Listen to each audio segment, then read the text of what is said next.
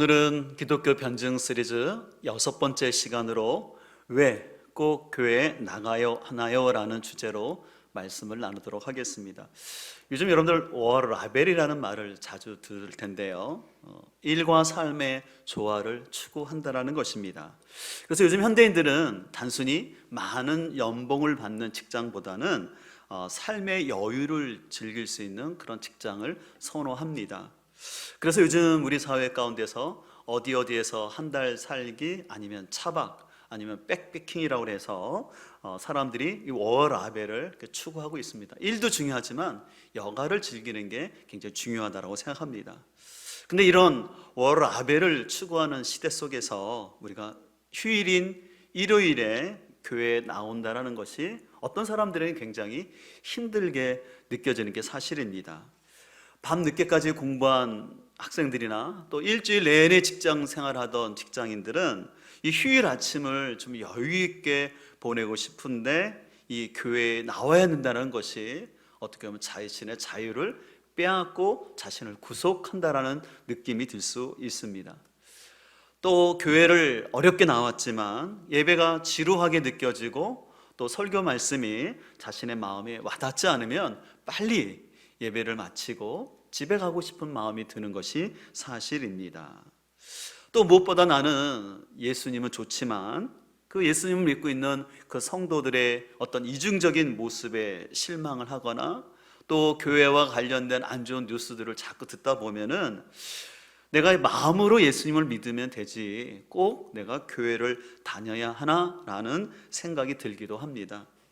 그래서요, 지금부터 한 28년 전인가요, 우리 김만재 씨가 교회 가기 싫은 77가지 이유라는 책을 쓰기도 했습니다. 그 책을 보게 되면요, 이런 이유들로 교회 가기 싫다고 얘기했어요. 첫 번째는 노방전도 모습 보면 만정이 딱 떨어진다. 또 시간적 정신적 여유가 없어서 교회 못 간다. 말 많은 전도사 너무 싫어. 또 술, 담배도 이해 못하는 교회 이해가 안 된다. 종교, 미신과 뭐가 다르냐? 또 기독교는 외래 문화가 아닌가?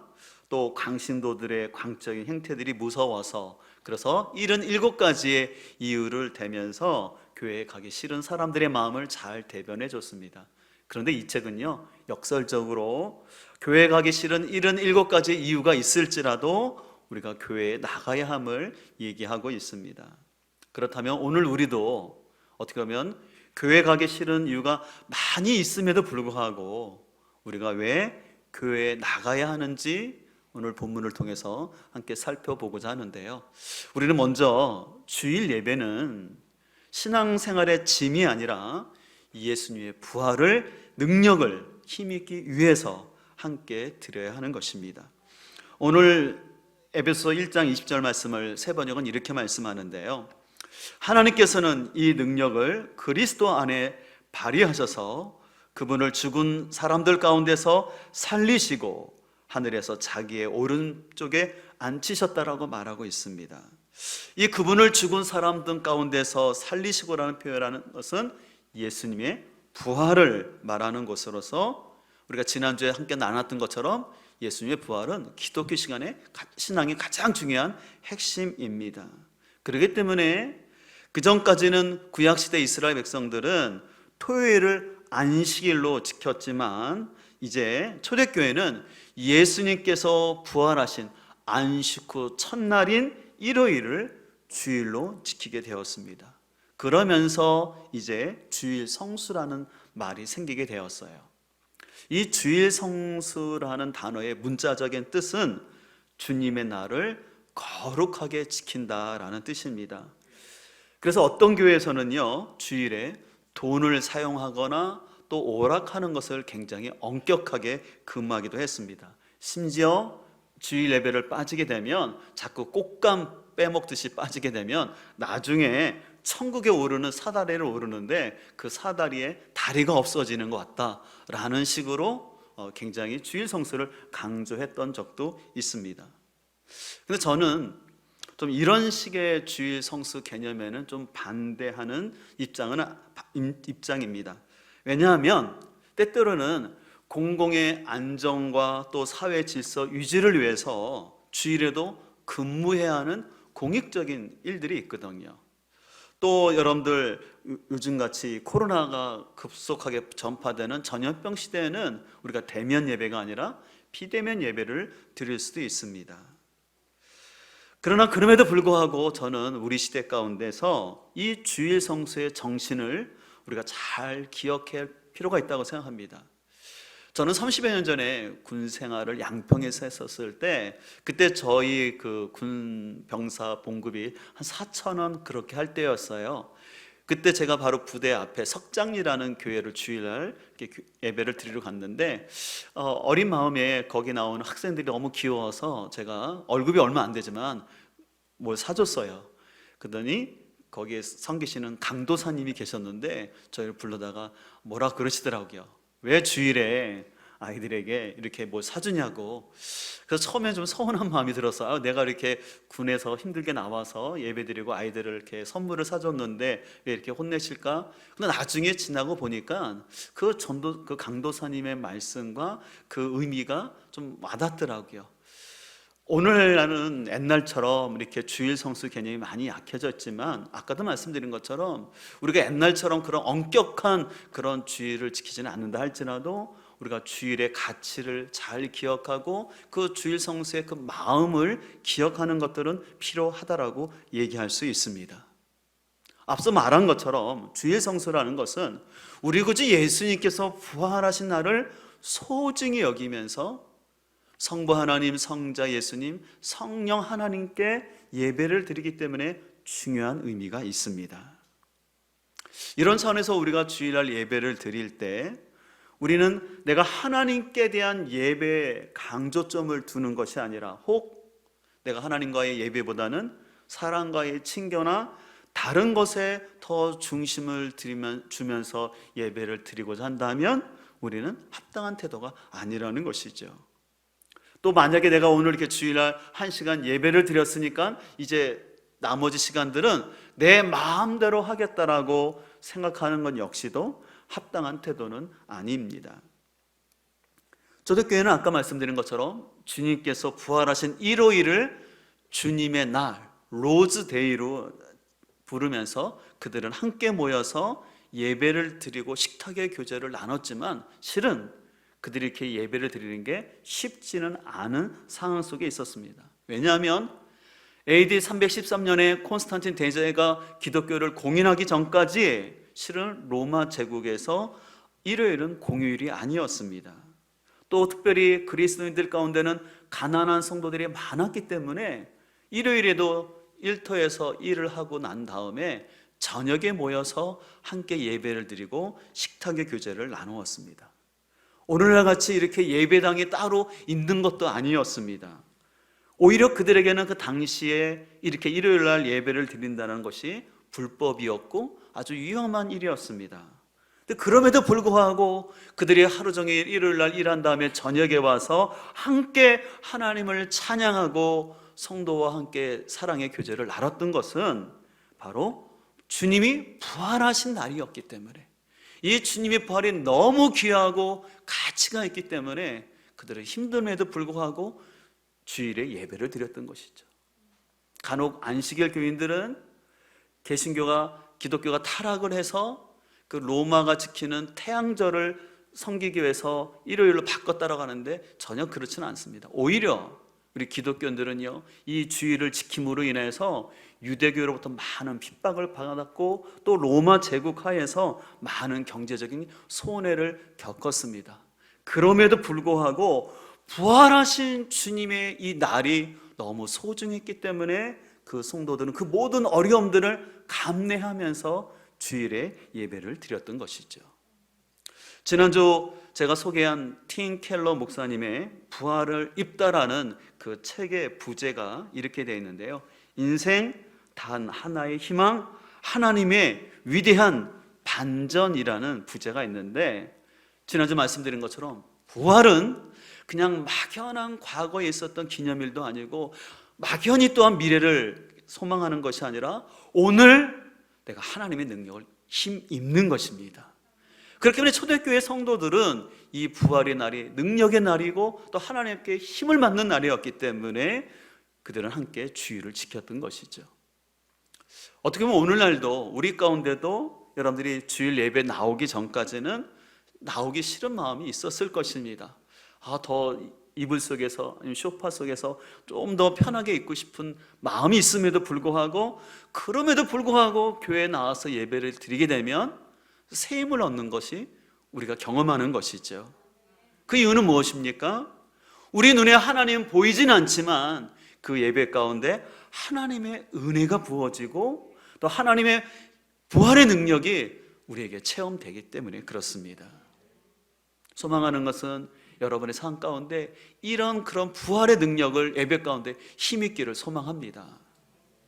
근데 혹시 여러분 중에 목사님, 저는 이렇게 예배를 계속 드리고 있는데 제 삶에 변화는 없고 계속 무기력함이 있습니다 라고 말하는 분들이 있을 것입니다. 그렇다면 저는 여러분에게 다시 한번 묻고 싶어요. 과연 여러분들이 예수님을 진정으로 인격적으로 만났는지를 한번 점검해 보시기 바랍니다. 또 여러분의 삶 가운데 예수님이 진정한 주인 되지 못하고 여러분 안에 자꾸 내 생각과 계획과 그런 것들이 가득함으로 인하여서 내 마음에 안식이 없지 않은지를 여러분들이 잘 분별하기를 소망합니다. 여러분 기억하십시오. 우리가 주일에 나와서 예배를 드리는 것은 구원의 조건이 아니라 구원받은 자녀가 누리는 특권입니다. 우리가 주일을 성수해서 구원을 얻는 것이 아니라 구원받았기 때문에 그것이 감사하여서 드리는 것이죠. 예전에도 제가 자주 말씀드린 것처럼 제 삶 속에서 가장 기억나는 주일 예배는 논산훈련소에서 3주차 때 갔던 그 예배였습니다. 1주차 때, 2주차 때는 교회를 못 가게 하고 3주차 때 드디어 예수 믿는 정신병자들은 나와라 라는 방송과 함께, 그리고 주기도문을 외우지 못하면 보내지 않는 상황 가운데 드디어 교회 갔을 때, 그때는 논산훈련소 예배당이 크지 않았어요. 근데 작은 예배당이었지만 그냥 들어가서 앉는 순간 흔히 말하는 닭똥 같은 뜨거운 눈물이 흘려지는 거예요. 이거는 저만 경험한 것이 아니라 하나님을 믿는 백성들이 많은 그런 경험을 했을 것입니다.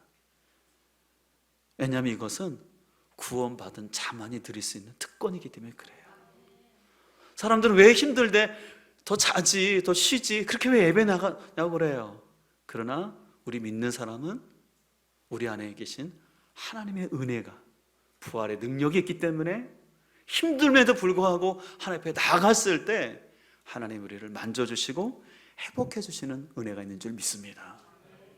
소망하는 것은 주일 예배가 여러분의 삶의 짐이 아니라 부활하신 주님의 힘을 힘입으며 하나님의 인재를 경험하는 신비한 축제가 되기를 소망합니다.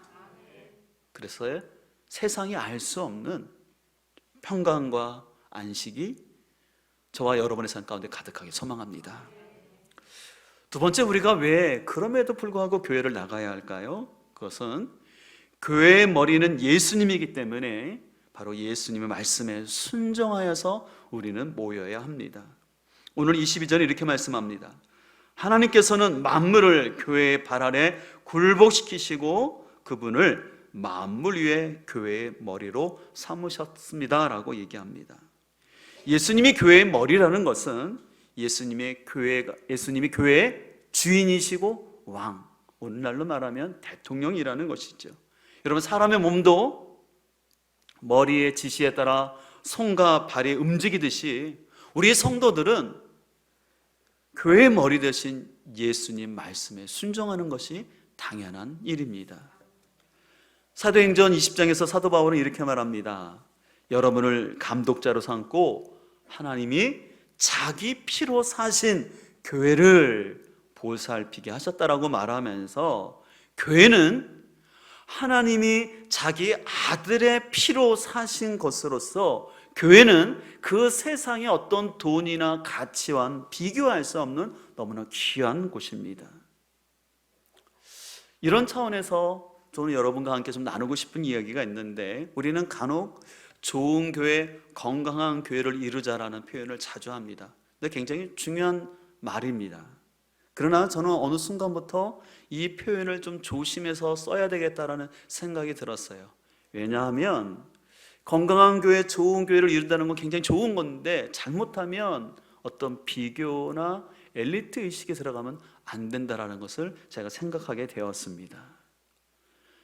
무엇보다 교회는 그 교회의 규모나 교회 구성원에 상관없이 소중하고 가치 있기 때문에 그래요. 교회가 작더라도 상가에 있더라도 지하에 있더라도 주님의 교회이기 때문에 교회의 가치를 우리의 세상적 시각으로 쉽게 판단할 수가 없다라는 것입니다. 그런 의미에서 저는 여러분들이 교회를 섬길 때 내가 다니는 교회만이, 우리 교회만이 최고라는 그런 생각도 우리가 잘 내려놓을 수 있기를 소망합니다. 왜냐하면 실은 우리는 때로는 직장이나 또 하나님의 부르심에 따라서 내가 다른 교회를 섬길 수 있는 거거든요. 근데 거기서 중요한 것은 그 교회에 내가 그리스도의 몸을 이루어서 주님께서 통치하신 가운데 내가 함께 그리스도의 몸을 이뤄가는 게 중요합니다. 우리가 어떤 교회 안에서 어떤 상처가 있다고 해서 아웃사이드에 머물면서 내가 몸이 되지 아니하고 자꾸 겉도는 것, 하나님께서 기뻐하지가 않는 것이에요. 그래서 여러분들이 어떤 교회에 있든지 간에 여러분들 그리스도의 몸을 이루기를 소망합니다. 그것이 그리스도인의 모습이라는 것이에요. 이런 차원에서 우리 그리스도인이 하나님 앞에 제일 먼저 순종해야 될 것은 뭐냐면, 그렇기 때문에 각자 도생이 아니라 함께 모여야 합니다. 그래서 폴 트리니가 너무 중요한 말을 했죠. 사람이 혼자서 할 수 없는 것 두 가지가 있다. 그것은 결혼이요, 그리스도인이 되는 것이다. 여러분, 내가 그리스도인이 된다는 것은 공동체에 속한다는 것이에요. 그렇기 때문에 히브리서 10장 24절에 이렇게 말씀합니다. 서로 돌아보아 사랑과 선행을 격려하며 모이기를 피하는 어떤 사람들의 습관같이 하지 말고 오직 권하여서 그날이 가까운 볼수록 더욱 그리하자. 특별히 이 히브리서의 독자들은 유대교의 핍박으로 인해서 다시 구약으로 돌아가려는 많은 유혹 가운데 있었던 성도들을 향하여서 하나님 말씀하십니다. 너희들 다시 과거로 돌아가지 말고 너희들 힘들수록 여러분들 모으십시오. 그러면서 서로 돌아보십시오. 그리고 사랑하고 격려할 것을 얘기합니다. 오늘날 일부 사람들 가운데는 나는 예수님은 참 좋은데 교회가 싫어서 교회를 안 나간다라고 말하는 사람들이 있습니다. 근데 저는 이 말 가운데 왜 그런 말을 하는지 충분히 이해는 가지만 이 말은 어떻게 보면 모순이 있는 말이라는 것입니다. 앞서 얘기했듯이 교회는 하나님의 아들의 핏값으로 사신 하나님의 교회예요. 그리고 교회의 머리를 예수님으로 삼으셨는데 내가 그 교회를 사랑하지 않고 모이지 않으면서 하나님을 사랑한다는 것은 앞뒤가 안 맞는 말이죠. 왜냐하면 하나님이 핏값으로 사신 교회면 얼마나 소중하겠습니까? 그리고 교회의 머리를 예수님으로 세우셨다는 거 아니겠습니까? 근데 내가 그 교회를 그 연약함이 있다고 그래서 부족함이 있다고 그래서 내가 그 교회를 안 나간다? 그것은 신앙적으로 합당하지 않는 것이죠. 보통 이런 말을 할 때 사람들이 이런 얘기를 합니다. 나는 교회에서 상처를 받아서 교회가 나가기 싫다라고 얘기하는데, 그러나 한 번쯤 우리는 정직하게 생각을 해봐야 됩니다. 내가 그 상처받은 게 혹시 셀프 상처는 아닌지, 아니면 너무 내 자아가 내가 건강하지 못해서 내가 자꾸 상처받고 있지는 않은지를 우리는 돌아봤으면 좋겠습니다. 그러면서 우리는 한 가지 더 기억할 것은 우리 자신의 입맛에 맞는 교회는 이 땅에 영원히 없다라는 것이에요. 그리고 혹시 그런 교회가 있다면 이미 그 교회는 온전해질 수가 없는 거예요. 여러분, 인간의 타락한 본성은요, 낮아짐보다는 자기 높음을 추구하고요, 그리고 함께 섬기려기보다는 자기 편한 대로 개인주의로 흐르는 것이 우리의 연약한 본성입니다. 그리고 교회 와서도 하나님 앞에 통치받기보다는 자신의 세상적 지위와 조건을 가지고 그에 걸맞는 존중받기를 원하는 것이 우리의 연약한 본성입니다. 그러나 교회는 세상 가치를 인정하지 않습니다. 세상 가치는 뭡니까? 더 유명해져야 되고 더 커져야 되고 남보다 빨리 앞서가는 것을 자랑하는 것이 세상의 가치 아닙니까? 근데 교회는 그렇게 하지 말라라고 얘기합니다. 높은 자가 있느냐? 낮아지라고 말합니다. 많이 가진 자가 있느냐? 섬겨야 한다라고 말하고 있습니다. 그래서 교회는 어떻게 보면 세상과 전혀 다른 가치를 훈련받는 곳입니다. 그렇기 때문에 여러분들 교회에서는 어떻게 보면 그래서 끊임없이 회개할 것을, 그러면서 우리에게 자신을 돌아볼 것을 우리에게 말씀하고 있습니다. 이 사실을 너무나 우리 하나님께서는 아시기 때문에 그 누구도 교회의 머리가 될 수 없다고 얘기합니다. 단임 목회자도, 그 교회를 개척했던 개척 멤버도, 그 교회를 위해서 가장 큰 헌신을 했던 누구일지라도 교회의 주인이 될 수 없음을 누누이 말씀하고 있습니다. 그래서 우리가 교회의 구성원이 되기 위해서는 우리는 철저히 복음의 진리 앞에서 예자의 실체를 깨닫고 날마다 자기를 부인하는 삶이 돼야지 그리스도인이 될 수가 있는 거예요. 자기 부인이 안 되면 내가 한 몸을 이룰 수가 없습니다. 그래서 오스와드 챔버스는 이렇게 얘기했습니다. 성도의 교제는 취향이 같은 사람들끼리 교제하는 것이 아니라 성령 안에서의 교제에 기초를 둔 것이다. 우리의 거듭나지 않는 본성은요, 자꾸 나와 같은 사람끼리 내 수준에 맞는 그걸 추구해요. 근데 거듭난 사람은 내 기준이 아니라 성령 하나님 안에서 교제를 한다는 것이에요. 여러분, 성령님의 가장 큰 특징은 뭐냐면 연합하게 하는 것이죠. 그래서 여러분, 성령 충만한 사람은 기도를 많이 하는 것일 수도 있고 어떤 은사도 있지만, 저는 성령 충만한 사람의 가장 큰 특징은 뭐냐면 연합하게 하는 거예요. 하나됨을 이루는 사실이죠. 근데 우리가 연합하고 하나 되기 위해서는 결국은 자기 부인과 자기 성찰이 있어야 합니다.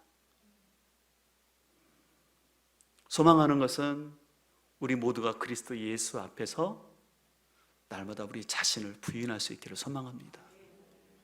그리고 어떤 벌어지는 그 사건과 만남 속에서도 자기를 잘 성찰할 수 있는 그 은혜가 있기를 소망합니다.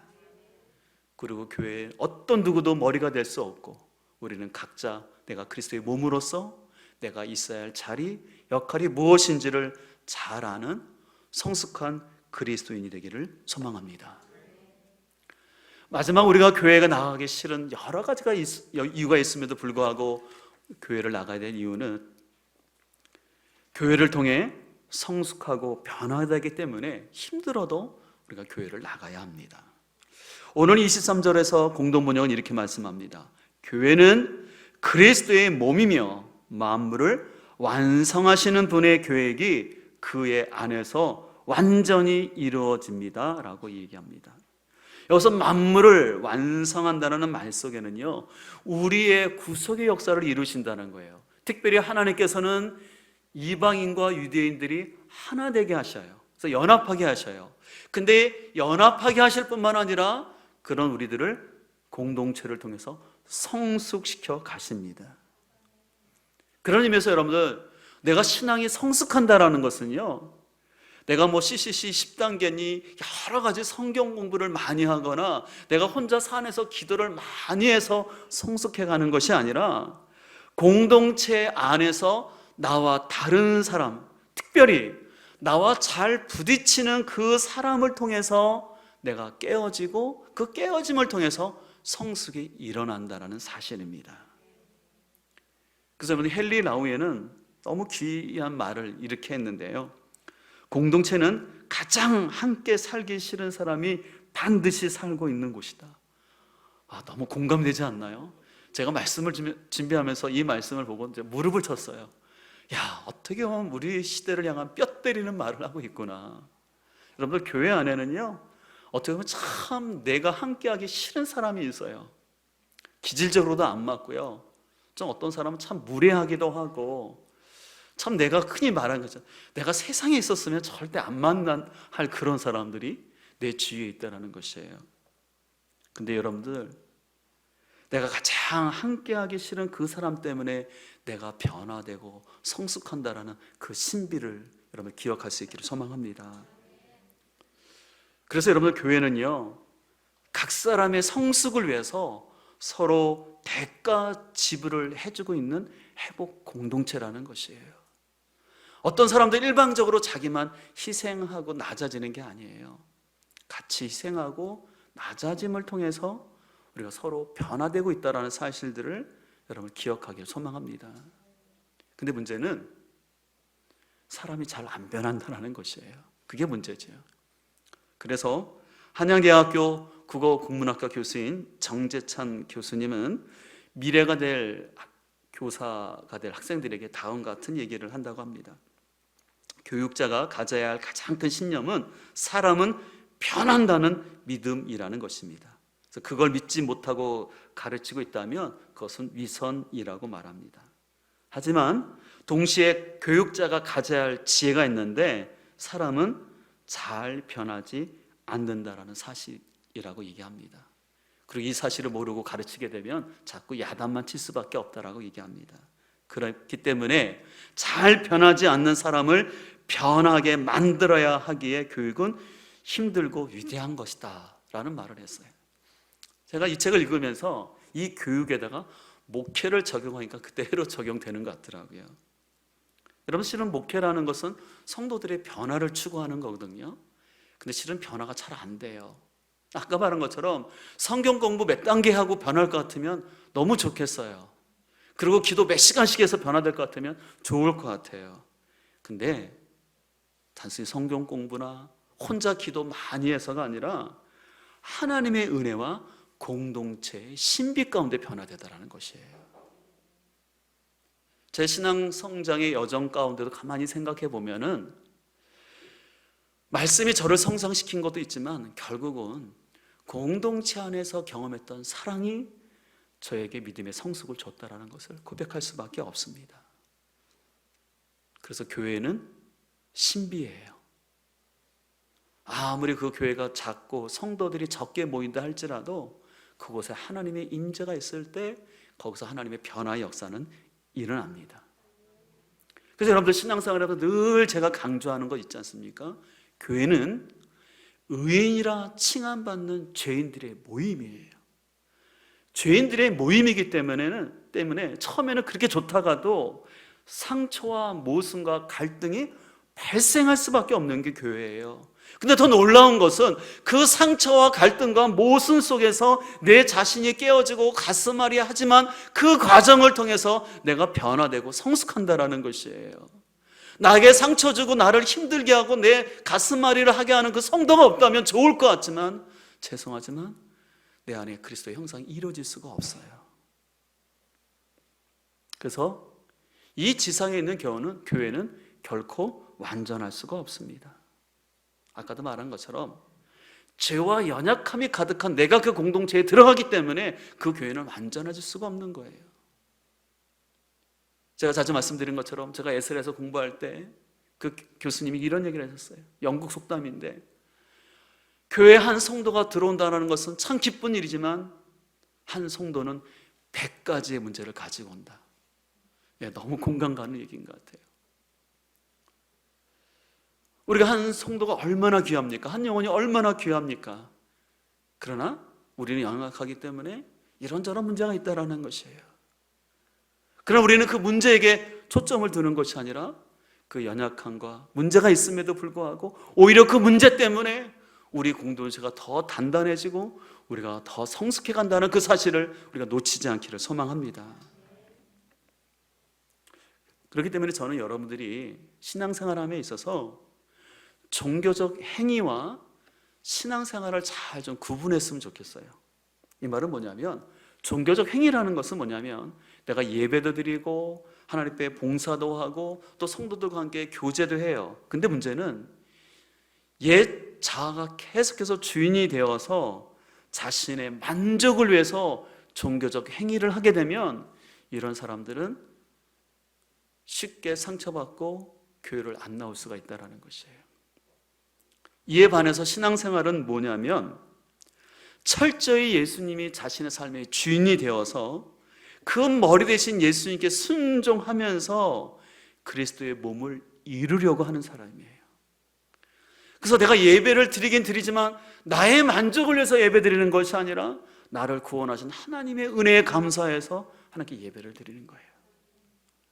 내가 교제를 하지만 내 스타일과 만나서 내 수준이 맞아서 교제하는 것이 아니라 그리스도의 몸이기 때문에 비록 나와 틀림에도 불구하고 함께 더불어 가는 것이죠. 우리가 종교적 행위만을 하게 되면요, 피곤하고 바쁘고 사람들이 나에게 잘 안 해주면 교회를 안 나오고 교회를 떠나게 됩니다. 그러나 참된 신앙생활을 하는 사람은 어떻게 보면 교회 나오기 싫은 이유가 77가지가 아니라 770가지가 된다 할지라도 예수 그리스도가 자신의 주인이시고 예수 그리스도가 자신의 머리라는 사실을 알기 때문에 자신의 육신의 생각을 쳐서 주님 앞에 나오는 것이죠. 그래서 오스와드 챔버스는 또 이런 말을 했습니다. 거듭난 영혼은 다른 사람을 향한 하나님의 관심에 철저하게 자신을 일치시키게 됩니다.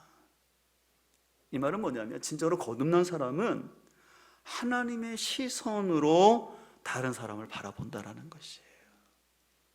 나를 힘들게 하고 좀 나로 하여금 좀 답답하게 하는 그 사람을 볼 때 내 인간적인 시선이 아니라 하나님의 관점으로 바라보는 것이죠.